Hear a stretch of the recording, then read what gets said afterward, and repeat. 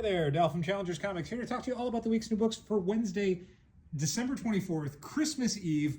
I know you're probably expecting some sort of like holiday themed image to start this video off with, but too big a week of books to indulge in something as transitory and ephemeral as Christmas Eve. No, we are here to talk about comic books. We're here to talk about so many great comic books this week, plus some toys, plus some graphic novels, just a whole bunch of stuff. Let's get into it. It is absolutely a huge week of books, as you can see by the fact that Absolute Martian Manhunter has returned to single issue comics. It's been a bunch of months since issue 6 came out. Issue 7, a bunch of months have gone by for the characters as well. You'll catch up to all of them. It is another killer issue of this series. Do not miss out on it. If you picked up the graphic novel because you weren't able to get the single issues, this is the first new issue after the graphic novel, so you can 100% just grab this and you are up to date on the story. We also have Absolute Wonder Woman 15, Hayden Sherman back on art, Kelly Thompson, Jordi Belair still hanging around, doing their best work ever. But this is the first ever Absolute team up. We've seen some of the villains meet up in Absolute Evil, but we haven't seen any of the heroes cross paths before now. This is Wonder Woman and Batman of the Absolute Universe meeting for the first time, maybe fighting, maybe teaming up. You never know what these two characters are going to get up to. There's going to be a second part of the story in Absolute Batman coming out in, I think, about a week or two? 2 weeks. 3 weeks, maybe? Soon. The next issue of Absolute Batman is another part in the Absolute Wonder Woman, Absolute Batman crossover. So, if you normally only read Absolute Batman, you really should consider picking this up. While this isn't necessarily a sort of cliffhangery part 1, part 2 thing, I gotta imagine that Scott Snyder and Kelly Thompson are working together on this story to make sure that they, make their characters sound right and make sure that the crossover matters to readers. So when you pick up Absolute Batman, they will already have met, and they might be referencing this meeting. So make sure you pick this one up if you're an Absolute Batman fan. Also, Absolute Wonder Woman is probably my favorite ongoing comic series of 2025. So maybe just pick it up because it's a real good comic book. Skipped over it alphabetically, but Absolute Superman number 14 is out. It's the tremendous climax to the Ra's al Ghul storyline. I thought this was incredibly heartfelt. Jason Aaron wrote it, so it's very brutal. Great conclusion to a really cool version of the Ra's al Ghul character. If it wasn't for 3 different Absolute books coming out, this would probably have been the spotlight book for the week as far as things I would want to talk about immediately. This is The Will of Doom. Chip Zdarsky and Cafu are doing a story that is sort of an epilogue to One World Under Doom, but way more of a setup for the upcoming Armageddon storyline that Marvel is going to be doing over probably, I think, the summer of 2026. The Captain America series that Chip Zdarsky has been doing has been building up part of that storyline. There's going to be a Wolverine miniseries shipping starting in, I think, January that's also going to be building up some of that. This is a key issue as far as explaining what is happening after One World Under Doom. It goes into details about the literal will of Doom, who Doom has bequeathed his kingdom to, and also what different power players are going to be taking advantage of the absence of Doom to get their plans across. Probably the biggest book of the week for Marvel. Certainly one of the biggest books of the month. If you're a Marvel Universe fan, this is the book you want to pick up. DCKO is wrapping up All Fight Month with 3 final rounds. We've got Flash versus Guy Gardner Green Lantern for round 6. Lex Luthor versus the Demon for round 7. And Red Hood versus the Joker for round 8. After this, the final 4 competitors are going to be locked in, and you will find out who they are by the end of round 8. And then you'll get to see them take on the next phase of the competition in DCKO number 3 that should be coming out very shortly.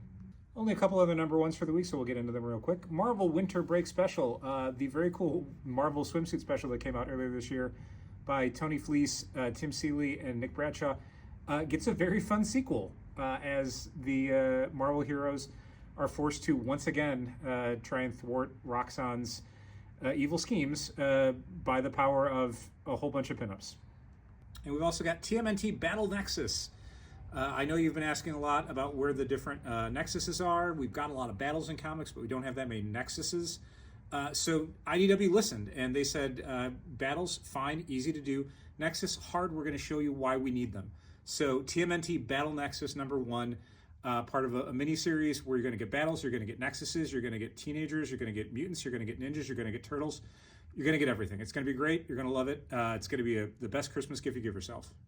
It's not just comics this week. We do have some very cool graphic novels. Absolute Flash Volume 1. This is, I think, the final of the 6 initial Absolute collections that are going to be coming out. This is Jeff Lemire, Nick Robles, and what felt like 100 fill-in artists. I thought this was a fun story. I like Jeff Lemire doing weird, emotional science fiction stuff, and this is very much that. Speaking of weird, emotional science fiction stuff, we're taking everyone down with us. The exceptionally fun and really bittersweet mad science, action comedy, raunchy, family drama, spy parody thing. It's real good. It hits so many different notes. I thought this was incredibly good. There's a battle sequence in issue 6, chapter 6, however you want to look at it, that is one of the most baffling comedy versions of a crescendoing action concept that I've ever seen. It's great. This book is real good. Check it out. It's Matt Rosenberg, who's done What's the Furthest Place from Here and any number of other great books. Stefano Landini's the artist. It's great. We don't usually spotlight manga because it feels like no one ever cares when we do, but this is worth calling out. Probably the biggest hit manga series that we've had this year that wasn't some sort of anime was the guy she was interested in wasn't a guy at all. This is volume 3, the brand new volume 3. This series is great. We have volumes 1 and 2 in stock if you do want to check it out. It's not supernatural or anything. It's just a really good drama, good romantic drama. And then, because it wouldn't really be Christmas time without a whole bunch of toys, we did get a whole bunch of toys in. We have the Marvel Legends retro-carded Spider-Man wave, including the most requested Marvel Legends figure that I can remember in a long time, the Hypno Hustler. There he is, animated Hypno Hustler.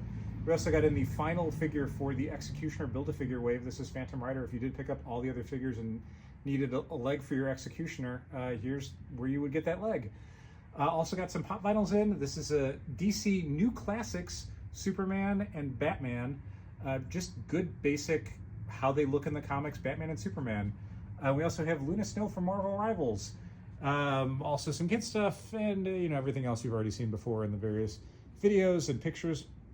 Challengers will be open December 24th, Wednesday, from 11 to 6. We are opening our normal time at 11 a.m. because we do know that people want to get their books before the holidays really close in around them. Not to make it sound really negative. I love the holidays. But we are closing early, 6 instead of 7 on Wednesday, because we do love the holidays. We do want to participate in them ourselves. So we will be open Wednesday, 11 to 6. We will be closed Thursday, Christmas Day, which I can't imagine anyone in 2025 is surprised by. But just in case you didn't know if we'd be open or not, we will be closed on Christmas Day. The good news is, once Christmas Day is come and gone, once you hit Boxing Day, December 26th on Friday, that's it for our holiday hours. Everything else is just normal hours. That's New Year's Eve, New Year's Day, everything else. We don't have any shortened hours until, I don't even know when, sometime in 2026, which is something to look forward to. In the meantime, thank you so much for watching, and keep reading comics.